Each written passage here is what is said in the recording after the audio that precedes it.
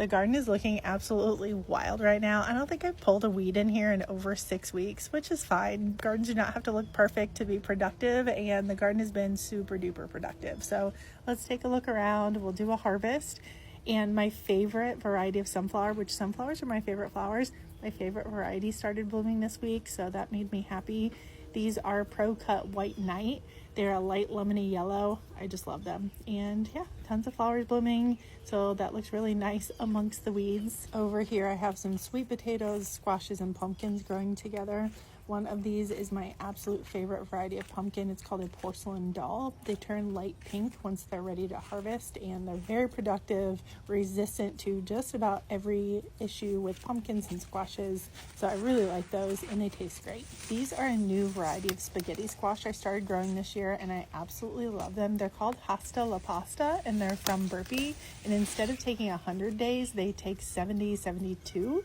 And they have been fantastic. They're a little bit smaller than a conventional spaghetti squash, but they taste great and they produce super duper well. And for those of you with a shorter growing season, these would be a really good choice. One of my favorite garden meals to make when I'm getting spaghetti squash is spaghetti squash with homemade pasta sauce from fresh tomatoes from my garden. It comes together really quickly, is super nutritious, and everybody loves it. So if you want a video on that, I'd be happy to make that for you. Just let me know in the comments. Speaking of fresh tomatoes, the reason I came out here to harvest was there are so many tomatoes out here right now, and I don't trellis cherry tomatoes or tomatoes that are on the smaller variety. I just let them grow all over the place, and since we've been getting so much rain, I definitely need to grab these because it is wet. I'll use a portion of these to make fresh tomato sauce for the spaghetti squash. I will probably freeze dry a portion of them. I've been making tomato powder, which is really nice to have around when I'm not getting a ton of tomatoes, and then the rest we'll just eat fresh. This is a Burpee big pink tomato, and this was not supposed to get planted with the cherry tomatoes, but she's still doing really great here.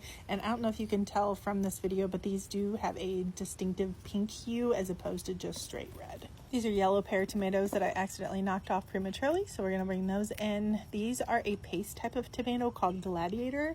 I'm currently trying to decide between Roma, San Marzano, and these on my favorite type of paste tomato. Once I figure that out, I'll let you know. These are Berkey tie-dye. They are a good, reliable tomato to grow for me. I do really like them. They're easy to grow, they're pretty, and they grow fairly large. The other solid red, medium-sized tomatoes that you see in this video are called Floridade, and they are Florida variety of tomato. They are extremely reliable, they're easy to grow, so if you're struggling with a slicer type of tomato in Florida, that is a good choice. I desperately need to harvest the bulk of my onions, so look forward to that video coming up because I will be pulling all of these in the next couple of days.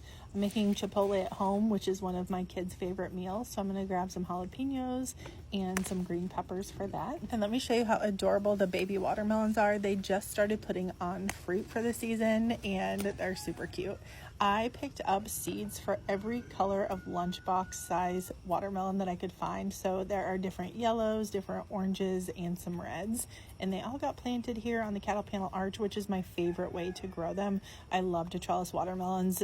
It lets you skip a lot of issues that they have otherwise with mildew and insects. So highly recommend growing your watermelons as climbers as long as they're a smaller variety. Technically, you could grow larger varieties of watermelons on a trellis, but they're going to require each individual fruit be supported, and that is just too high maintenance for me. The cabbages are starting to look a little sun bleached and rough. I've been pulling off the lower leaves and giving them to my pigs just to prevent mildew and all of that, but I am going to grab the last of the greens today. And then these reds, I have a fun video coming up with the reds that I think you guys are gonna like. So that'll be fun, look forward to that. But for now, let's get this last green cabbage. I didn't have clippers. Usually I clip them instead of pull them, but I didn't have clippers. So, and this was the last one. And that's today's harvest. Let me know if you have any questions in the comments.